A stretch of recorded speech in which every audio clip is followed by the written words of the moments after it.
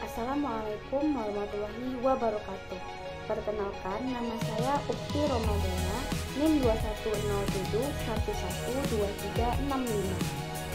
Video ini merupakan ujian akhir semester dari mata kuliah Absorpsi dan Pemutaran Ion.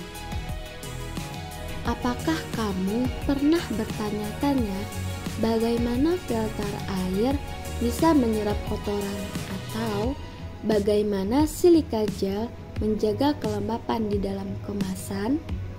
Semua ini berhubungan dengan fenomena yang disebut adsorpsi. Adsorpsi memiliki banyak peran penting di berbagai bidang kehidupan dan industri. Yuk kita telusuri bersama konsep dasar adsorpsi, mekanismenya, jenis-jenis material adsorban, dan teori-teori yang menjelaskannya. Baiklah, pembahasan yang pertama yaitu konsep dasar adsorpsi.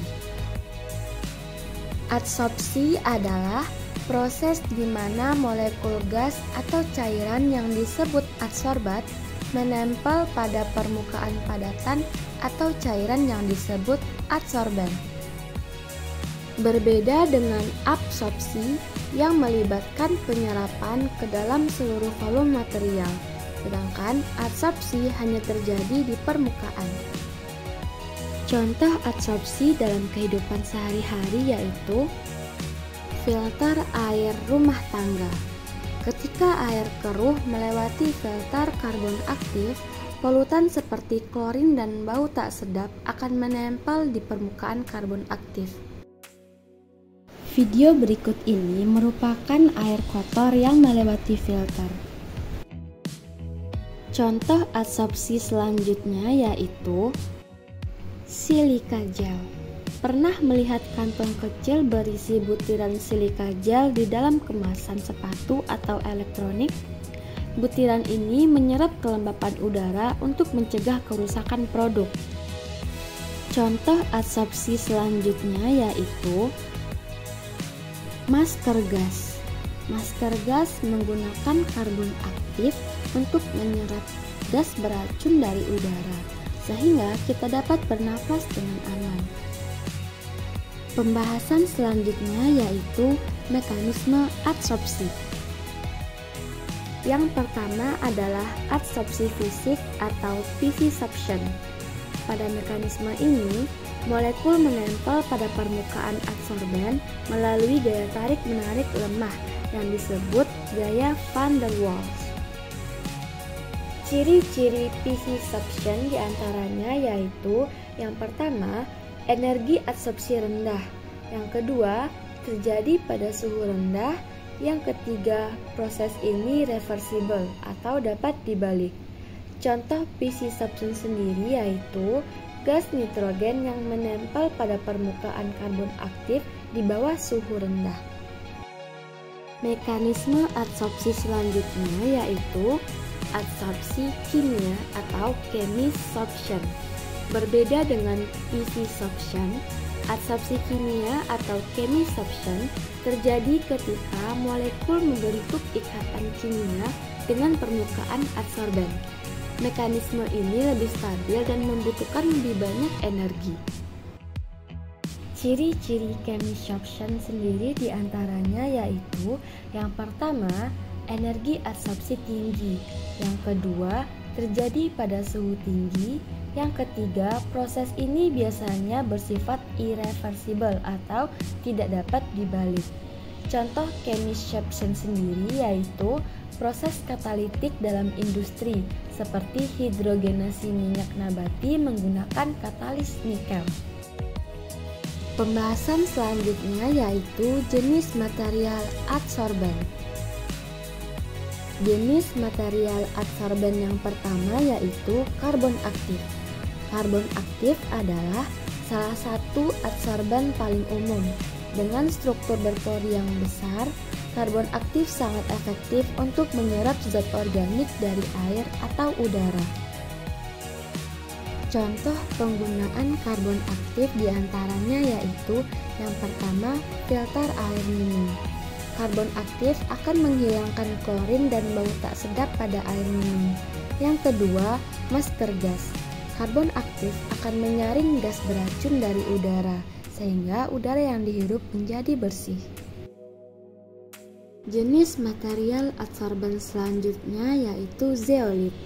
Zeolit adalah material dengan struktur berpori mikroskopis yang khas.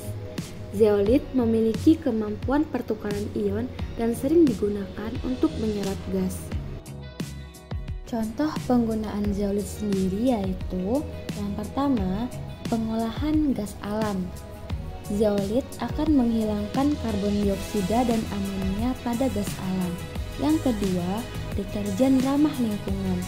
Zeolit akan menggantikan fosfat dalam deterjen untuk melembutkan air. Jenis material adsorban selanjutnya yaitu silika gel. Silika gel memiliki struktur yang mampu menyerap uap air secara efektif. Ini menjadikan silika gel ideal untuk menjaga kelembapan. Contoh penggunaan silika gel sendiri yaitu yang pertama, kemasan produk elektronik. Silika gel mencegah kerusakan akibat kelembapan. Yang kedua, penyimpanan obat-obatan. Silika gel menjaga agar obat tetap kering.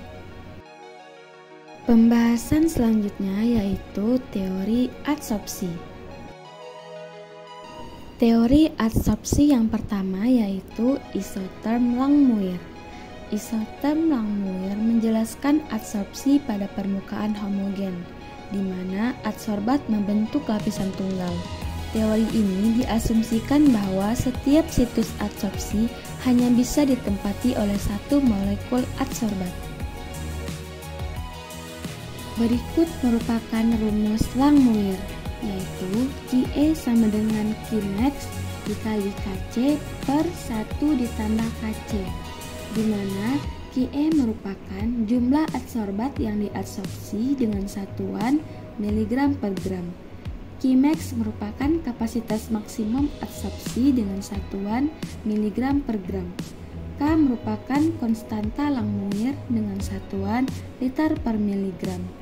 C merupakan konsentrasi adsorbat pada kesetimbangan dengan satuan miligram per liter. Contoh praktis kasus Langmuir yaitu penyerapan gas hidrogen oleh permukaan logam platinum dalam reaksi katalitik. Teori adsorpsi selanjutnya yaitu isotherm Freundlich. Berbeda dengan Langmuir, isotherm Freundlich cocok untuk adsorpsi pada permukaan heterogen. Teori ini memungkinkan pembentukan lebih dari satu lapisan adsorbat. Berikut merupakan rumus Freundlich, yaitu Qa sama dengan Kf dikali Ce pangkat 1 per M, di mana Kf merupakan kapasitas adsorpsi, N merupakan parameter intensitas adsorpsi. Contoh praktis kasus Freundlich yaitu proses penyerapan polutan oleh karbon aktif dari air limbah adalah contoh nyata dari adsorpsi tipe Freundlich. Materi selanjutnya yaitu mekanisme pertukaran ion. Mekanisme pertukaran ion adalah salah satu proses penting dalam pengolahan air dan pemurnian zat kimia. Proses ini melibatkan pertukaran ion dari larutan dengan ion yang terikat pada permukaan material penukar ion, yang biasanya berupa resin penukar ion. Secara prinsip, pertukaran ion terjadi ketika ion-ion dari suatu larutan ditukar dengan ion yang terdapat di permukaan material penukar. Proses ini bersifat reversibel atau dapat dibalik dan berlangsung tanpa adanya perubahan permanen pada struktur material penukar ion itu sendiri. Contoh sederhana dari mekanisme pertukaran ion yaitu bayangkan Anda memiliki resin yang mengandung ion natrium Na+. Ketika air yang mengandung ion kalsium Ca2+ melewati resin tersebut, ion kalsium akan menggantikan ion natrium di permukaan resin. ion natrium kemudian dilepaskan ke dalam air dan kalsium tertahan oleh resin. Inilah yang disebut pertukaran ion positif atau kation. Contoh aplikasi pertukaran ion di industri. Yang pertama, pengolahan air minum. Di instalasi pengolahan air minum, resin penukar ion digunakan untuk menghilangkan ion logam berat, nitrat, atau fluoride yang dapat membahayakan kesehatan. Yang kedua, industri farmasi. Industri farmasi membutuhkan air dengan kemurnian yang tinggi. Resin penukar ion digunakan untuk memproduksi air ultra murni, bebas dari ion-ion yang dapat mengganggu proses pembuatan obat. Yang ketiga yaitu pembangkit listrik. Pembangkit listrik menggunakan air untuk mendinginkan mesin dan boiler. Air tersebut harus bebas dari ion yang dapat menyebabkan korak atau korosi. Resin penukar ion membantu menjaga kualitas air di sistem ini. Yang keempat, pengolahan limbah industri.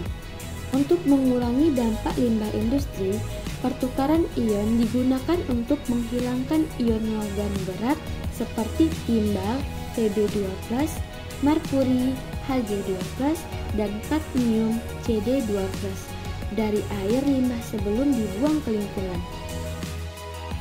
Selanjutnya, contoh praktis dalam kehidupan sehari-hari. Yang pertama, pelembut air rumah tangga. Jika Anda tinggal di daerah dengan air keras, sistem pelembut air di rumah bekerja dengan menggunakan resin penukar ion untuk menghilangkan ion kalsium dan magnesium dari air, sehingga pipa dan peralatan rumah tangga tidak mudah berkerak. Yang kedua, akuarium air tawar. Para penghobi akuarium menggunakan resin penukar ion untuk menjaga keseimbangan kimia air, memastikan ikan dan tumbuhan air tetap sehat. Selanjutnya yaitu jenis-jenis resin penukar ion. Yang pertama yaitu resin penukar kation. Resin penukar kation digunakan untuk menukar ion positif dalam larutan. Resin ini mengandung gugus ion bermuatan negatif seperti sulfonat yang dapat menukar kation seperti Na+, Ca2+, Mg2+, dan ion logam lainnya. Contoh resin kation yaitu resin polistirena sulfonat. Contoh penggunaan resin penukar kation yaitu pada pelembut air, yaitu menghilangkan ion kalsium Ca2+ dan magnesium Mg2+ dari air keras. Yang kedua yaitu resin penukar anion. Sebaliknya, resin penukar anion digunakan untuk menukar ion negatif dalam larutan. Resin ini memiliki gugus bermuatan positif seperti amonium kuartener yang dapat menukar anion seperti Cl-, SO42-, dan NO3-. Contoh resin anion yaitu resin polistirena amin kuartener. Contoh penggunaan resin penukar anion yaitu penghilangan nitrat dari air minum. Resin penukar anion akan menghilangkan ion nitrat NO3- untuk mencegah kontaminasi. Yang ketiga yaitu resin penukar ion campuran atau mixed bed. Resin penukar campuran menggabungkan resin kation dan resin anion dalam satu kolom. Ini sering digunakan untuk pemurnian air ultramurni dalam industri seperti farmasi dan semikonduktor. Terima kasih telah menyaksikan video ini. Semoga bermanfaat. Jika ada kata yang salah, saya mohon maaf. Wassalamualaikum warahmatullahi wabarakatuh.